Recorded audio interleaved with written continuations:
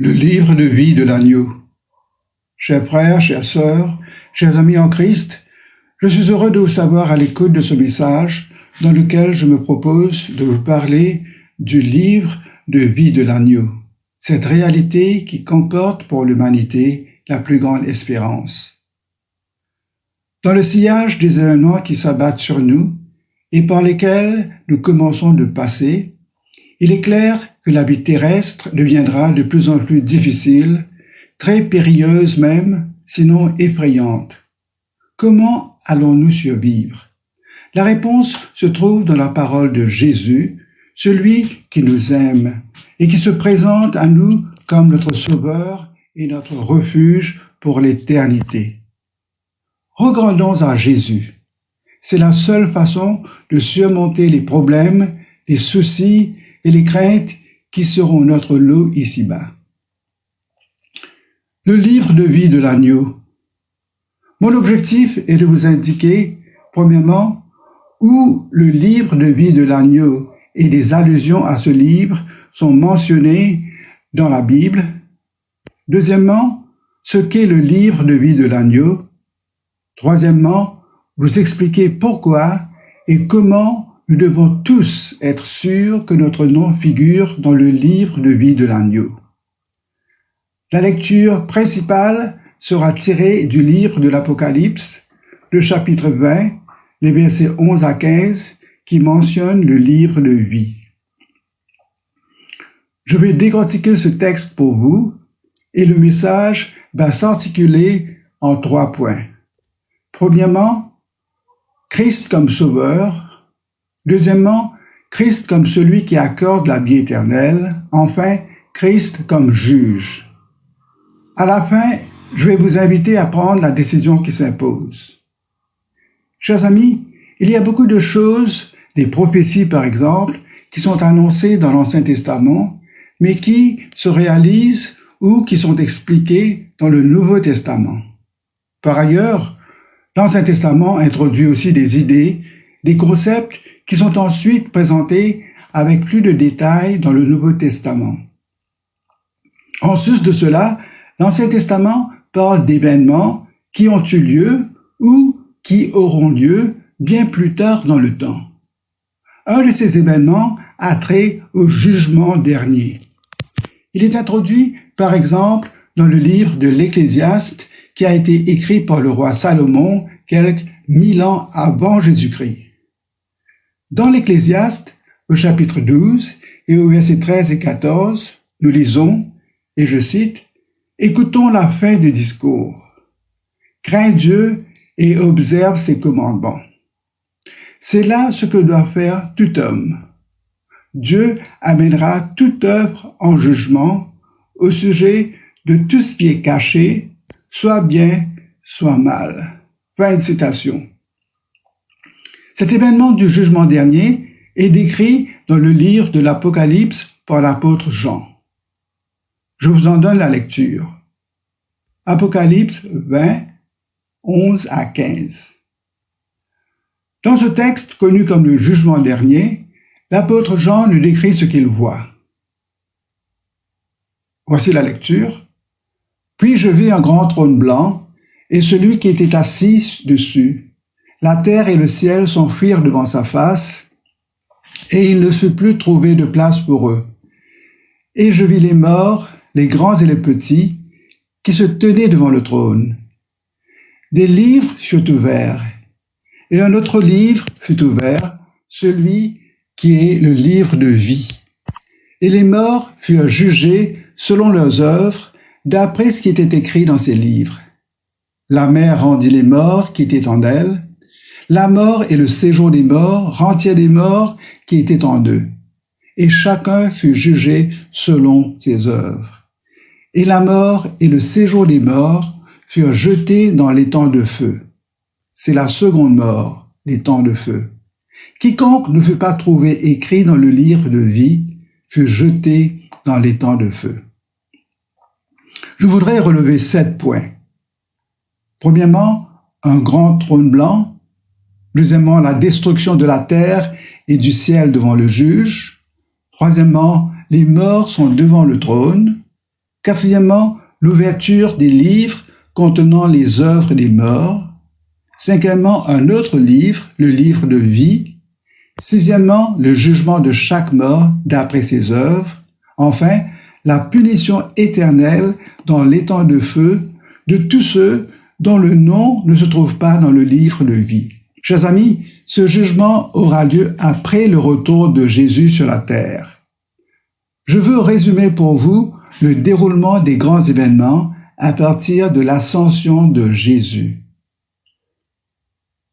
Premièrement, depuis l'ascension de Jésus, 40 jours après sa résurrection, nous sommes dans le temps de la grâce, pendant lequel tous, je dis bien tous, peuvent entendre l'Évangile et recevoir le don de la vie éternelle par la foi en Jésus-Christ. Tous seront acceptés par Christ. C'est ce qu'il nous dit. Et je cite, « Je ne mettrai pas dehors celui qui vient à moi. » Le deuxième grand événement sera l'enlèvement, the rapture, l'enlèvement de tous ceux et de toutes celles venant de toute langue, de toute nation, de tout peuple ou tribu, qui ont reçu le pardon de Dieu en reconnaissant Jésus comme leur sauveur. Ceux qui sont nés de nouveau et qui ont déjà la vie de Jésus en eux. Ils seront enlevés et revêtus d'un corps glorifié pour aller à la rencontre de Jésus dans les airs pour être toujours avec lui. Cet événement ne sera pas précédé d'aucun signe. Toutes les autres personnes qui n'auront pas cru resteront sur la terre. Chers amis, il ne faut pas rater l'enlèvement. Le troisième événement suivra immédiatement, c'est le règne de l'Antichrist et la grande tribulation, période de déception, d'égarement spirituel et de grande souffrance pendant 7 ans. Quatrièmement, il y aura le retour de Jésus qui aura lieu après 7 ans de tribulation. Christ établira son règne de 1000 ans. Pendant le millénium, le diable sera enchaîné. Christ régnera comme roi. Une fois les 1000 ans terminés, Satan sera relâché. Mais sa dernière rébellion contre Dieu sera écrasée et Satan sera consigné pour toujours dans l'étang de feu. Je veux citer ce verset de l'Apocalypse qui dit « Le diable fut jeté dans l'étang de feu et de soufre, où sont la bête, l'antichrist et le faux prophète. Ils seront tourmentés jour et nuit au siècle des siècles. » Fin de citation. Mon objectif est de vous indiquer, premièrement, où le livre de vie de l'agneau est mentionné dans la Bible. Deuxièmement, ce qu'est le livre de vie de l'agneau. Troisièmement, vous expliquer pourquoi et comment nous devons tous être sûrs que notre nom figure dans le livre de vie de l'agneau. Commençons par l'explication du livre de vie de l'agneau et les allusions faites à ce livre. Ce sera mes 2 premiers points. La première allusion par Jésus au livre de vie se lit dans l'Évangile selon saint Luc au chapitre 10, les versets 19 et 20. Ce sont les paroles de Jésus à ses disciples à leur retour d'une mission. « Voici, leur dit Jésus, je vous ai donné le pouvoir de marcher sur les serpents et les scorpions et sur toute la puissance de l'ennemi, et rien ne pourra vous nuire. Cependant, ne vous réjouissez pas de ce que les esprits vous soient soumis, mais réjouissez-vous de ce que vos noms sont écrits dans les cieux. » Fin de citation. Le livre de vie de l'agneau est un livre dans lequel sont inscrits les noms de ceux et celles qui ne seront pas sujets au jugement et qui ne subiront pas la colère de Dieu contre leurs péchés. Ils ne seront pas jetés dans l'étang de feu, le lieu réservé au diable, à l'antichrist et aux faux prophètes. L'agneau est une métaphore, une description qui désigne Jésus-Christ. Pourquoi l'agneau?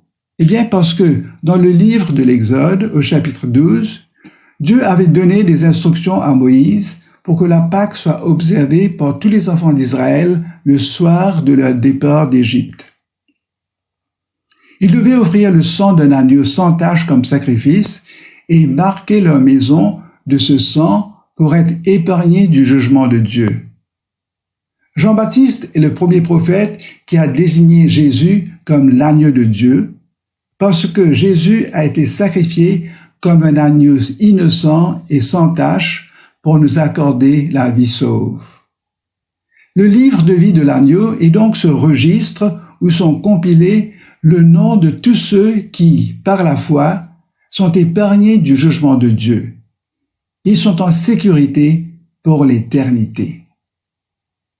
Le livre de vie, ou des allusions au livre de vie, sont mentionnées dans Exode, le chapitre 32, le verset 32, dans les psaumes, le psaume 69 au verset 28, dans Daniel, le chapitre 12, le verset 1, dans Malachie, le chapitre 3, le verset 16, dans l'Évangile selon saint Luc, le chapitre 10, le verset 20, dans Philippiens, le chapitre 4 et le verset 43, dans l'Épître aux Hébreux, au chapitre 12 et au verset 23 et 24.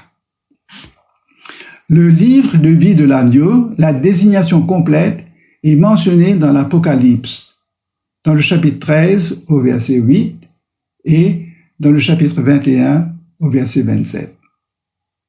Je vous le redis, c'est le livre dans lequel sont inscrits le nom de tous les humains qui sont nés de nouveau, qui appartiennent à Jésus et qui passeront l'éternité avec lui dans la ville sainte, la nouvelle Jérusalem. En effet, nous lisons dans l'Apocalypse au chapitre 21 et au verset 27, et je cite, « Il n'entrera dans la nouvelle Jérusalem rien de souillé, ni personne qui se livre à l'abomination et au mensonge. Il n'entrera que ceux qui sont écrits dans le livre de vie de l'agneau. » Et dans l'Apocalypse, au chapitre 3 et au verset 5, je cite, « Celui qui vaincra sera revêtu ainsi de vêtements blancs. Je n'effacerai point son nom du livre de vie, et je confesserai son nom devant mon Père et devant ses anges. » Fin de citation. Dans l'Épître aux Hébreux, au chapitre 12 et au verset 23 et 24, nous lisons, et je cite, « Mais vous vous êtes approchés de la montagne de Sion, de la cité de Dieu vivant, la Jérusalem céleste, des myriades qui forment le chœur des anges, de l'assemblée des premiers-nés inscrits dans les cieux, du juge qui est le Dieu de tous, des esprits des justes parvenus à la perfection. » Fin de citation.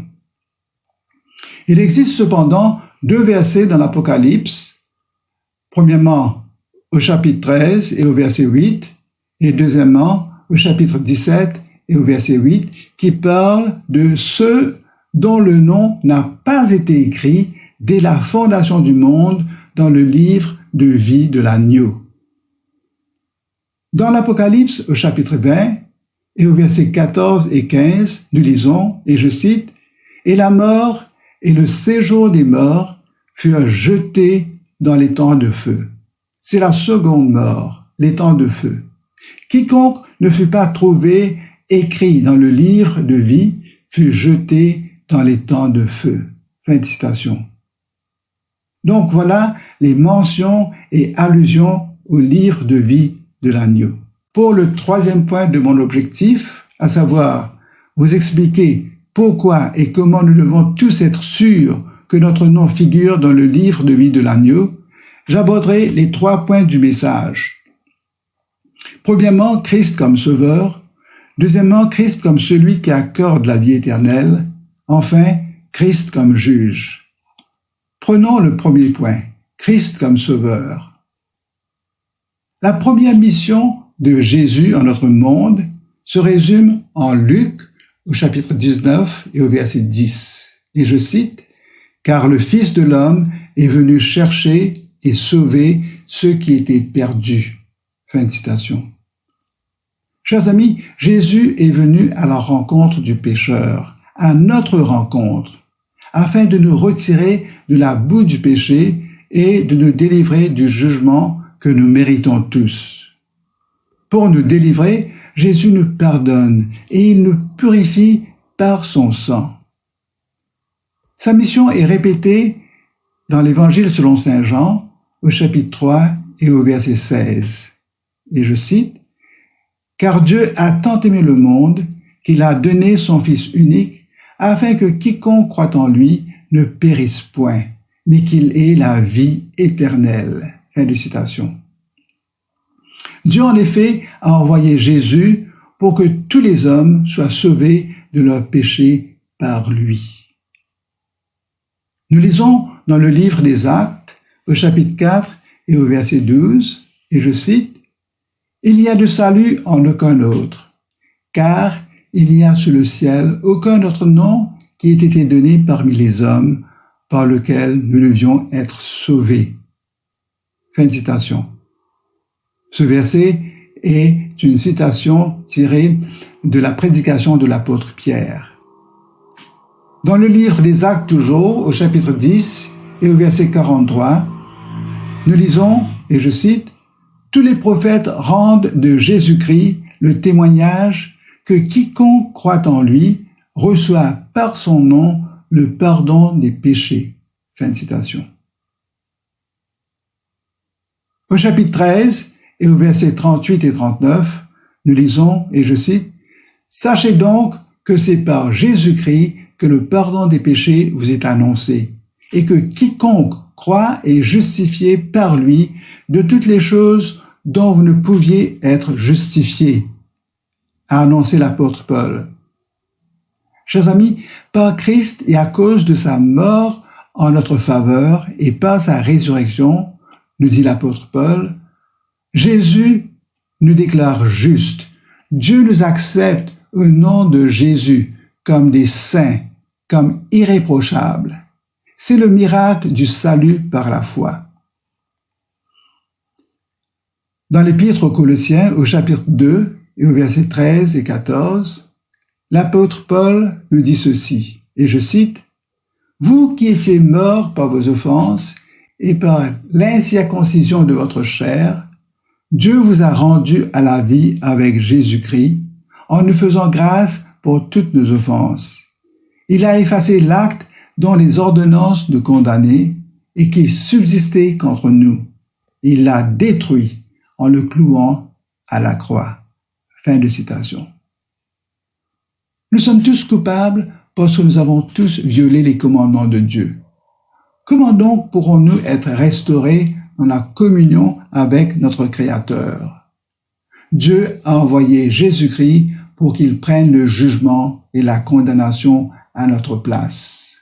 C'est pour cela que Christ a été cloué à la croix. Maintenant, par la foi en Jésus, Dieu nous fait grâce.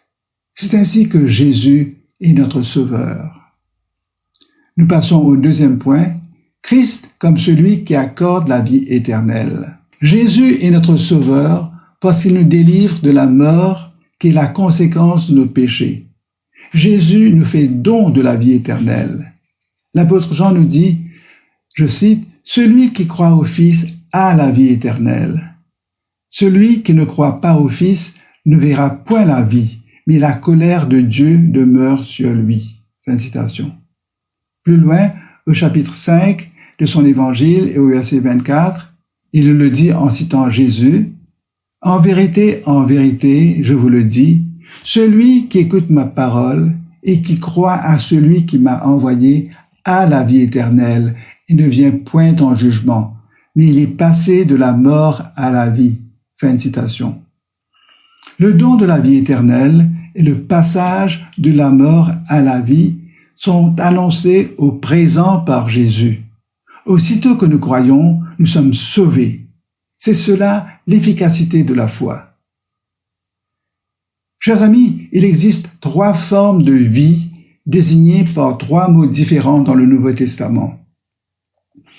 Premièrement, la vie physique qui est désignée par le mot bios. Par exemple, dans l'Évangile selon saint Luc, au chapitre 8 et au verset 14, et je cite, « Les soucis, les richesses et les plaisirs de la vie ». Et de ce mot bios, nous avons le mot français biologie. Deuxième forme de vie, c'est la vie psychique et psychologique, c'est-à-dire l'âme, l'esprit, les émotions, la volonté. Par exemple, dans l'Évangile selon saint Matthieu, au chapitre 16 et au verset 5, et je cite, « Celui qui voudra sauver sa vie la perdra. » Fin de citation. Et la troisième forme de vie, c'est la vie éternelle qui est désignée par le mot Zoé. Par exemple, dans l'Évangile selon saint Jean, au chapitre 1er, au verset 4, où l'apôtre nous dit, et je cite, « En Christ, la parole était la vie, et la vie était la lumière des hommes. » Fin de citation. Désigné par le mot, ce mot Zoé est utilisé dans le Nouveau Testament pour désigner la vie non créée, la vie de Dieu. Zoé désigne le principe de la vie au sens absolu. La vie telle que Dieu la possède. Ce que le Père a en lui-même et qu'il a donné à Jésus, Dieu incarné. Et Jésus a manifesté cette vie dans le monde. Hélas, de cette vie, l'homme s'est aliéné. Il est devenu étranger à la suite de la chute. Mais les hommes deviennent participants à cette vie par la foi au Seigneur Jésus. Jésus en est la source pour tous ceux qui placent leur confiance en lui. Jésus est le prince de la vie. Jésus est donc la vie du croyant, à cause de la vie éternelle qu'il donne et qu'il maintient. La vie éternelle est la possession réelle du croyant en raison de sa relation avec Jésus-Christ. Nous possédons tous la vie physique et la vie psychique à notre naissance. Comme Adam, nous sommes, et je cite, des âmes vivantes avec des corps matériels, certainement possédant la plus haute forme de vie terrestre. Mais nous n'avons pas la forme de vie la plus importante, Zoé, la vie éternelle, sainte, comme définie à l'instant. J'ouvre ici une parenthèse pour corriger une fausse idée qui a longtemps été tolérée et qui prétend que l'homme peut être changé pour devenir une créature inférieure. Au contraire, par l'éducation, par la philosophie, le progrès technologique et la science, les êtres humains deviennent plus raffinés, plus sophistiqués, plus cultivés dans leur mode de vie. Mais ils demeurent sujets au péché et à la mort spirituelle. Or, ce que Dieu veut, c'est de nous accorder sa vie, Zoé, et que nous vivions par sa vie pour être en communion avec lui. Dans l'Évangile selon saint Jean, au chapitre 10 et au verset 10, Jésus élabore sa mission. Et je cite, « Moi, je suis venu afin que les brebis aient la vie et qu'elles soient dans l'abondance. » Fin de citation. Par notre naissance naturelle, nous ne possédons que la vie physique et la vie psychique. Et nous sommes de surcroît marqués par le péché. Mais lorsque nous croyons en Jésus-Christ, nous ne sommes pas seulement pardonnés, purifiés et rachetés, mais nous recevons également la vie divine en nous, Zoé. Nous naissons de nouveau avec la vie de Dieu par l'opération et l'action du Saint-Esprit. Nous renaissons et Dieu nous accorde la nouvelle naissance par l'Esprit. Et cela nous ramène à l'intention originale de Dieu pour nous, c'est-à-dire la vie abondante, la vie éternelle. Dans l'Évangile selon saint Jean, au chapitre 1er et au verset 12 et 13, nous lisons ceci. « Mais à tous ceux qui ont reçu Jésus, à ceux qui ont cru en son nom, Jésus a donné le pouvoir de devenir enfants de Dieu, lesquels sont nés non du sang, ni de la volonté de la chair, ni de la volonté de l'homme, mais de Dieu. » Fin de citation. Dans Jean, au chapitre 6 et au verset 37, nous lisons, et je cite, « Tous ceux que le Père me donne viendront à moi, nous dit Jésus, et je ne mettrai pas dehors celui qui vient à moi. » Fin de citation. Dans le même chapitre, au verset 39 et 40, je cite, « Or la volonté de celui qui m'a envoyé, c'est que je ne perde rien de tout ce qu'il m'a donné, mais que je le ressuscite au dernier jour. » La volonté de mon Père, nous dit Jésus, c'est que quiconque voit le Fils et croit en lui ait la vie éternelle. Et Jésus nous rassure, « Je le ressusciterai au dernier jour. » Fin de citation.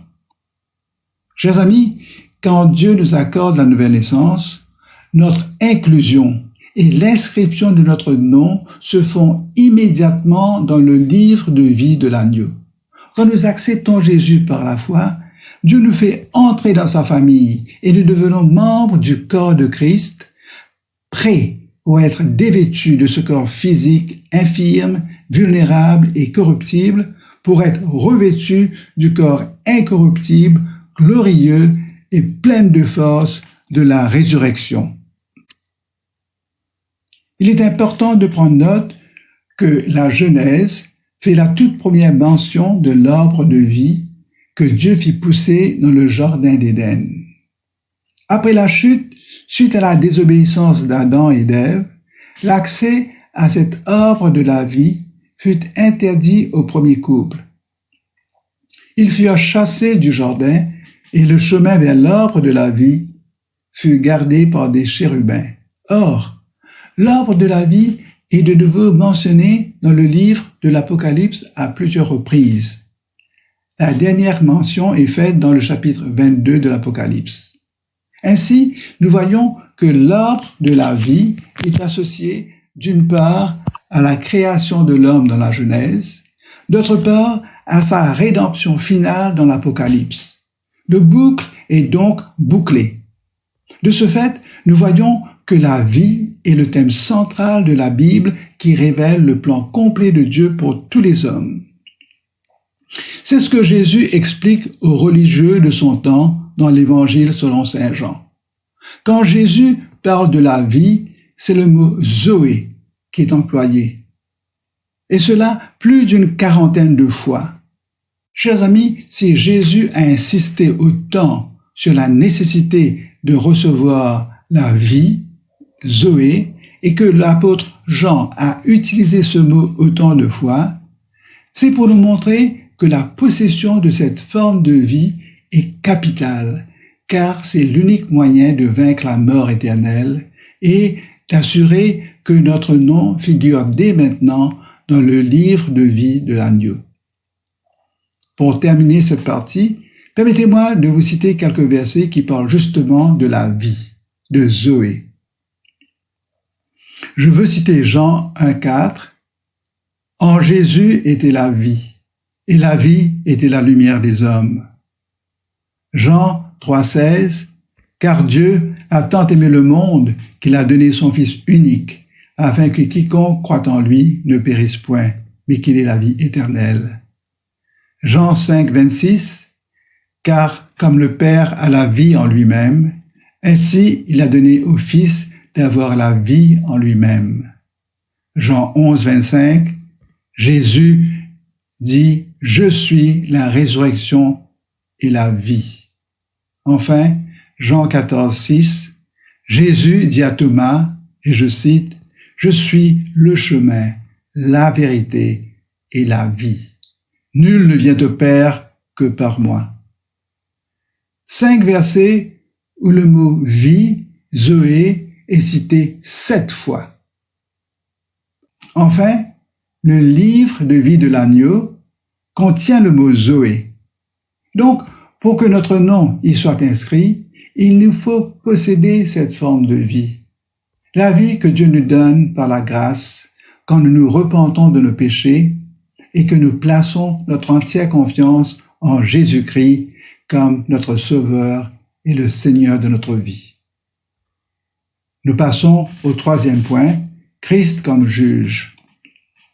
Chers amis, si Jésus n'est pas notre sauveur, ni notre vie, alors nous ferons face à lui comme notre juge.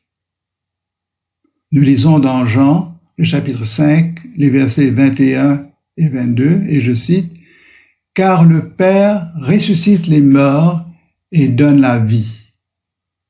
Ainsi le Fils donne la vie à qui il veut. Le Père ne juge personne, mais il a remis tout jugement au Fils. » Fin de citation. L'Épître aux Romains, au chapitre 2, au verset 16, nous lisons ceci, et je cite, « Dieu jugera par Jésus-Christ les actions secrètes des hommes. » Fin de citation. Dans le livre des Actes, au chapitre 10 et au verset 42, nous lisons, « Et Jésus nous a ordonné de prêcher au peuple et d'attester que c'est lui qui a été établi par Dieu, juge des vivants et des morts, nous dit l'apôtre Pierre. À moins qu'une personne ne mette sa foi en Jésus, elle aura à se tenir devant Jésus, devant le grand trône blanc, et elle sera jugée indigne de passer l'éternité avec Dieu.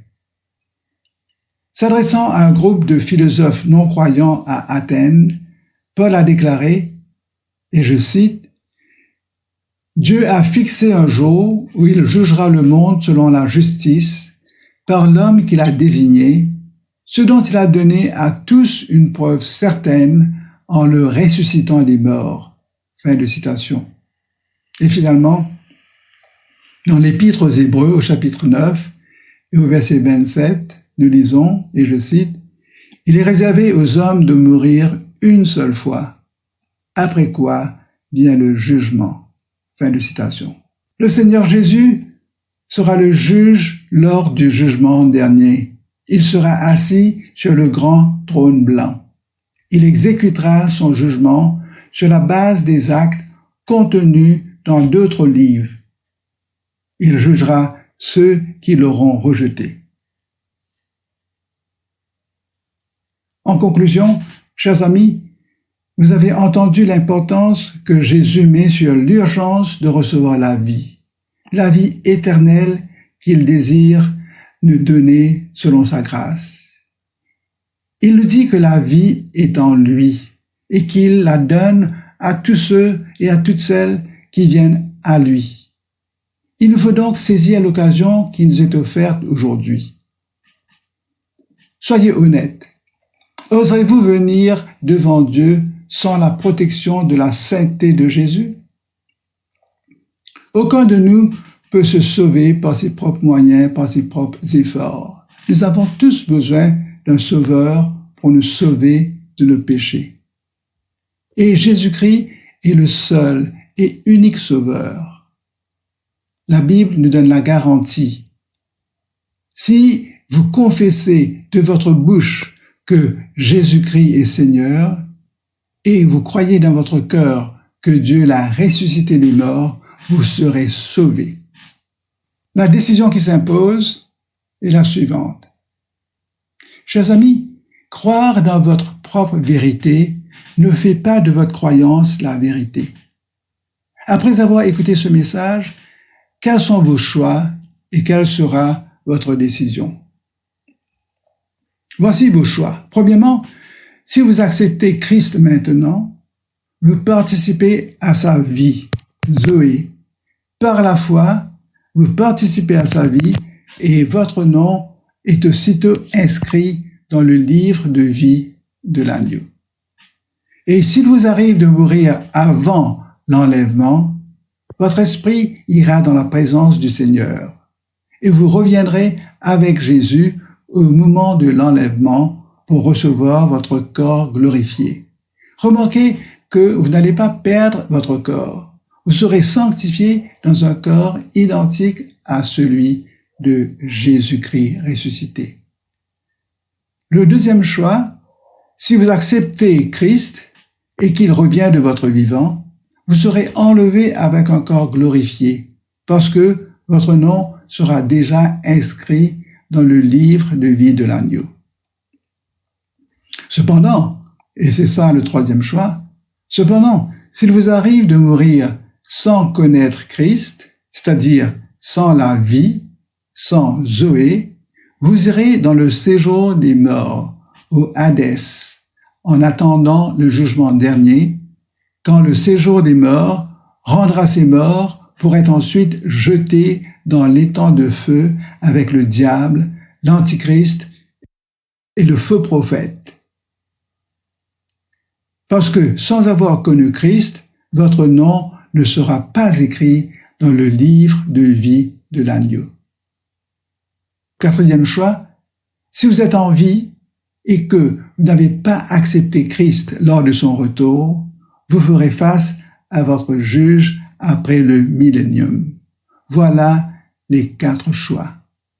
Mais je voudrais vous aider à faire le bon choix et à prendre la décision qui s'impose. Je vais vous inviter à dire cette prière après moi. Mon Dieu, tu me connais. Je ne peux rien te cacher. Tu connais tous mes besoins personnels, mes besoins matériels, mes besoins émotionnels et mes besoins spirituels. Je veux tout mettre à tes pieds. Mes besoins essentiels, mon travail, ma famille, mes enfants, mon pays, ainsi que toutes les incertitudes et les perspectives terrestres sombres que présagent ces temps difficiles par lesquels nous passons. Mon Dieu, je te fais confiance. Je te fais confiance pour tout, car Jésus me dit de chercher premièrement le royaume de Dieu et ta sainteté, et que tout ce dont j'ai besoin me sera donné selon tes provisions. Cependant, je reconnais que mon besoin le plus pressant, c'est la vie éternelle que Jésus veut m'accorder. Aussi, je te demande pardon d'avoir ignoré pendant si longtemps l'offre de Jésus. Aujourd'hui, mon Dieu, je m'humilie et je me repens de mes péchés. Je te demande pardon de t'avoir offensé. Purifie-moi par le sang de Jésus, qui a déjà subi ta condamnation à ma place, et accomplit dans mon cœur le miracle de la nouvelle naissance. Mon Dieu, je veux recevoir la vie, Zoé, que seul Jésus peut me donner. Je t'ouvre mon cœur. Fais de moi une nouvelle créature et donne-moi l'assurance que mon nom est écrit dans le livre de vie de l'agneau, parce que je veux être avec toi dès maintenant et pour l'éternité. Merci au nom de Jésus, mon Sauveur et mon Seigneur. Chers amis, si vous souhaitez des éclaircissements sur ce message, veuillez nous appeler sur le 5-251-4952. Le 5-251-4952. Vous pouvez le partager avec d'autres.